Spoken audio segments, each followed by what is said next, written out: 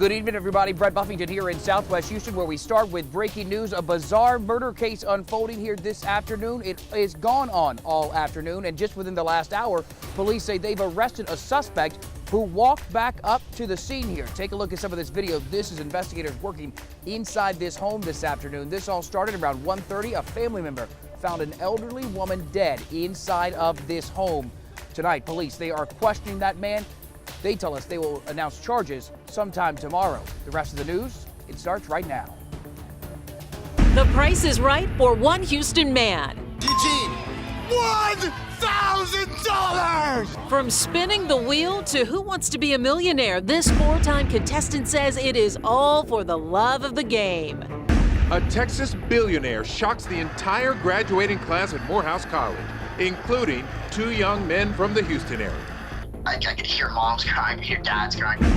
High pressure means heat. I'll show you how hot it's going to get this week.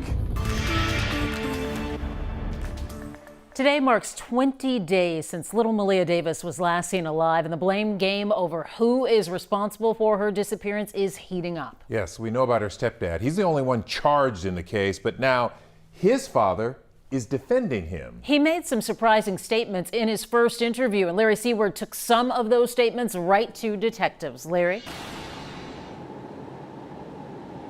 Mia, Joe Vince told us that blood found in his son's apartment does not belong to Malia, but to her brother. Investigators, though, told us tonight it is one of several claims that does not match evidence.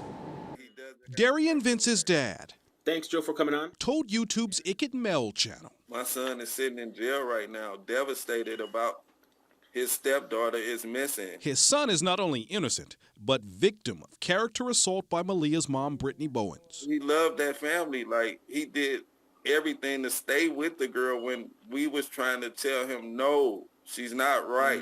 In this 40-minute interview, interviewer Melvin Cedeno. There was a few things that didn't kind of, align with what we've been told. Caught never heard before details. Joe Vince says his son initially helped Bowen and Malia's biological dad search for the girl until they threatened Vince. When he went out that first night to look for Malia, he got mobbed.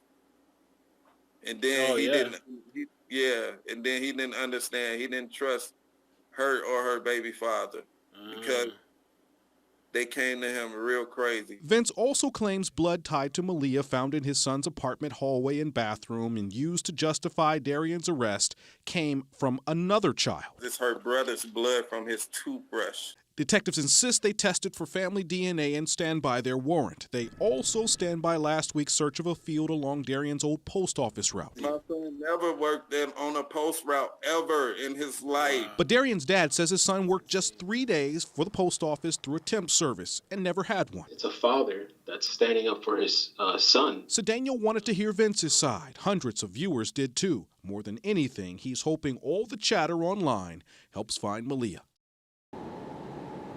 Joe Vince lives in St. Louis and is getting his information from his sons, but he believes Darian's story that Malia was kidnapped. Lynn and Mia, he is hoping Malia is returned alive. Yeah, we certainly all do. Someone knows where Malia is, and we are staying on this story until the truth comes out. Watch the full interview with Darian Vince's dad, along with my interview with Malia's mother on KHOU.com. We also have a special section dedicated to the case on our KHOU 11 app. A powerful storm system triggered several tornadoes from Texas to Oklahoma today. Some good news tonight on this story. We have not heard of any reports of anybody getting hurt. And the first named subtropical storm has formed, and it's not even hurricane season yet. Dave, you have a lot on your plate tonight. About once every other year, we get one of these early season storms. I'll show you Andrea in the Atlantic in just a minute. Severe weather continues across the state tonight, not just in Texas, but also up in Oklahoma, where they're still under a threat for tornadoes, and tornado watches are up. Tomorrow, that severe weather threat actually moves. The bad stuff heads towards St. Louis, but I put this up because we will get a chance for a few thunderstorms, especially in our northwest counties. That's Tuesday afternoon, so take an umbrella. There could be a storm tomorrow. Tonight, it's all Texas and Oklahoma where the severe weather rages, but I wanted to show you this. While they're getting severe thunderstorms here in the warm sector, in the cold sector, Denver's getting heavy snow, but these storms in Texas mean business. Here's I-20, Abilene, Sweetwater, just north north of those areas, 2 active tornado warnings right now. We'll talk about our heat. We'll check in on subtropical storm Andrea coming up in a couple of minutes. A lot to cover. See you soon. Now to a story you'll see only on KHOU 11 News. A woman is at risk of losing her foot, and her family is blaming her nursing home for letting an infection get out of hand. Levi Ismail has their story.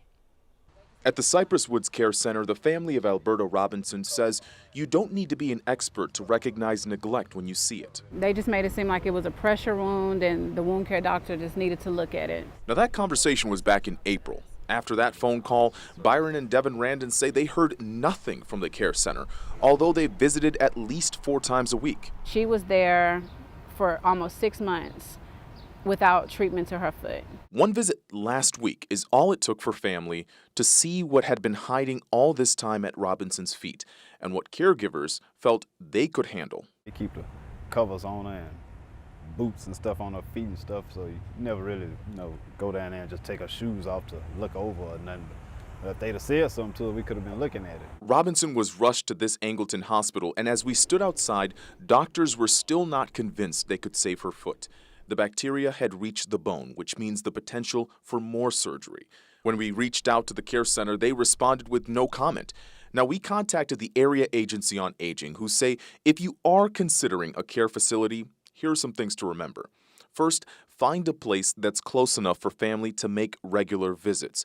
It should also be well-staffed, family-friendly, and clean. They should take care of people like they take care of their building.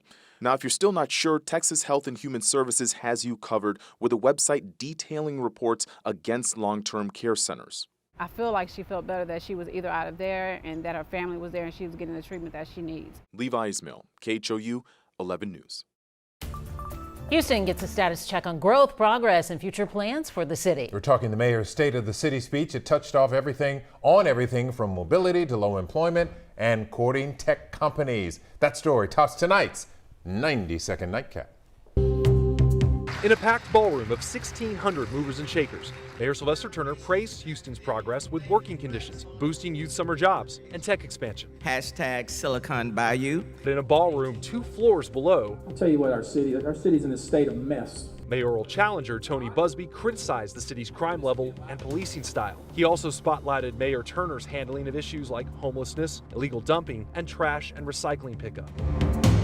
Red light cameras will soon be banned across Texas. A number of Houston suburbs will have to take those cameras down, including Sugar Land, which has had these cameras for more than a decade. Sugar Land has 9 red light cameras in the city, and the city believes it helps to cut down on car accidents. Abortion is now front and center on the 2020 campaign trail after Alabama passed a controversial law nearly banning it, even in cases of rape and incest. The new law sparked statewide protests over the weekend. George Washington University law professor Sonia Suter says the issue could energize Democrats heading into 2020. President Trump issued a stark warning to Iran over the weekend. He tweeted, "If Iran wants to fight, that will be the official end of Iran. Never threaten the United States again." His message followed a rocket attack that U.S. officials tell CBS News was likely aimed at the U.S. Embassy in Baghdad. The U.S. has deployed bombers and an aircraft carrier in response to the threats. This is my class, 2019. And my family is making a grant to eliminate their student loans. See that guy's face right there? It sums up the reaction after a Texas billionaire announced he's paying off the student loans of every 2019 graduate at Morehouse College. It happened this weekend during a commencement speech by Robert Smith, and as you can see, he brought everyone here to their feet. Lauren Tallarico talked to 2 of those graduates who are from the Houston area. It is the graduating class. The whole world is talking about.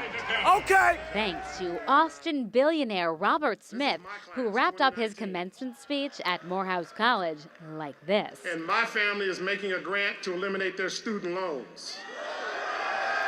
Alexander Sims from Sugar Land was there. But when he said that, all of us were kind of like, wait a minute. And so was James Payne from Beaumont. It was a weird moment where we were all like, wait, Did he just say, like, wipe out all of the student debt for the entire class? They both say it took a minute for that $40 million present to sink in. Then when it really clicked with us, all of us jumped up and started jumping and crying and hugging each other. I could hear moms crying, I could hear dads crying. If you don't know about Morehouse, it is a prestigious, historically black college in Atlanta, home to the likes of Dr. Martin Luther King Jr., an institution on a mission. Morehouse is all about creating Morehouse men that are ready to not only have an education, but use that education to create an impact and change the lives of others. It's also not cheap, about $45,000 a year. It's a big thing to knock out that much money in loans, and to not have that just weight over your head. An expensive gift with a priceless impact. We're planning on being one of the biggest giving classes back to Morehouse. It just drives me to give back more. So hopefully one day I can do the same. Standing for Houston, I'm Lauren Tallarico, KHOU 11 News.